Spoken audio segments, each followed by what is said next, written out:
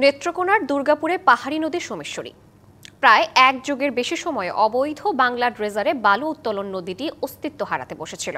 তবে আদালতের নির্দেশে প্রায় ১.৫ বছর ধরে বালু উত্তোলন বন্ধ থাকায় সোমেশ্বরী ফিরতে শুরু করেছে তার পুরনো রূপে।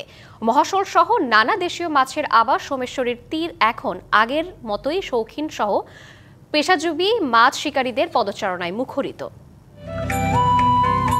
নেত্রকোনার দুর্গাপুর উপজেলার বুক চিরে বয়ে যাওয়া গাঢ় পাহাড়ি নদী সোমেশ্বরী, যা কংস নদের মোহনায় গিয়ে মিলিত হয়েছে।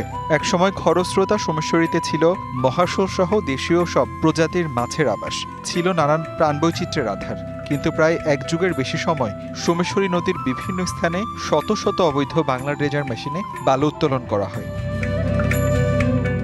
এসব মেশিনের বিকট শব্দ, পোড়া তেলের মিশ্রণ ও নদীর তলদেশ নষ্ট হওয়ার কারণে ধ্বংস হয় মাছের প্রাকৃতিক আবাসস্থল সহ নদী নির্ভর নানান জলজ বৈচিত্র্যময় প্রাণ।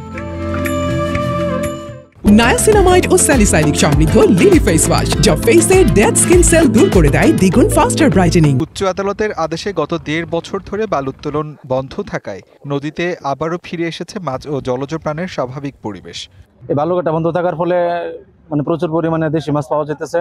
বাংলাদেশের বিভিন্ন প্রান্ত থেকে মানুষ বড়শি নিয়ে আসে, বড়শি দিয়ে মাছ ধরার জন্য আমাদের সোমেশ্বরী নদীতে। নদীতে এই মাছ ধরাই অনেক পুষ্কুনি মাছ আছে, এই মাছের স্বাদ বেশি, আর আমরা মনে হয় যে মাছ মারি সংসার চালাই। বালু উত্তোলন বন্ধ থাকায় নদী ফিরছে আগের চেহারায়, বাড়ছে প্রাকৃতিক উৎসের মাছ, মাছ শিকারীদেরও বেড়েছে পদচারণা। আগে ডেজার লেগে বসে পাইতে পারছি না, পানি ঘোরা থাকতো। ড্রেজার বন্ধ হওয়াতে এখানে প্রচুর মাছ আসছে। আমরা এই সোমেশ্বরী নদীতে মাছ ধরতে আসছি টাঙ্গাইল থেকে। এখানে মাছ পাই এবং নিরাপদে বসে পাইতে পারি।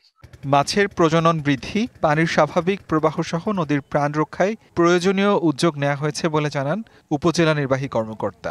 সোমেশ্বরী নদীতে এখন মাছের মহা উৎসব চলছে, সবাই মাছ মারছে। অবৈধ জাল বন্ধে এবং এই ক্ষেত্রে উপজেলা প্রশাসন খুব কঠোর অবস্থানে রয়েছে। ঢলের সাথে ভেসে আসা বালিতে চরের আকারও বড় হচ্ছে, তাই সোমেশ্বরী নদী খননের দাবি স্থানীয়দের।